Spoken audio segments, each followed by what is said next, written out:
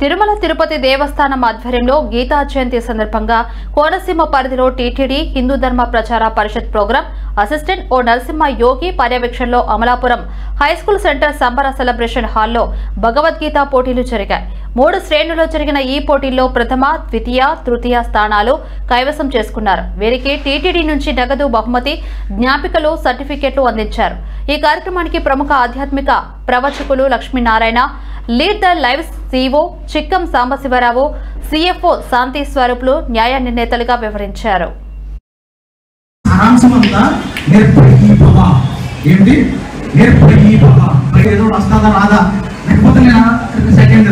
ఎంతమంది చూస్తున్నారు కదా, ఎవరు ఏమంటారు నన్ను, ఈ 2 భావాలు చాలా ఎక్కువ ఉంటాయి మీరు, అంతేనా కాదు?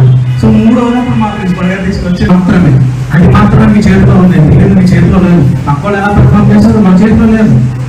ఎవరో అంతకుముందు ఎప్పటి నుంచో చదువుకున్నటువంటి వ్యక్తి రావచ్చు, వాళ్ళు ఈవెన్ పూజారికి సంబంధించినటువంటి ఇంట్లో ఉన్నటువంటి వాళ్ళు రావచ్చు, మనకు తెలియదు, మన చేతిలో లేదు. పక్క వాళ్ళు ఎలా మనది మాత్రమే మన చేతిలో, అర్థమైనా? సో దాన్ని దృష్టిలో పెట్టుకుని అందరూ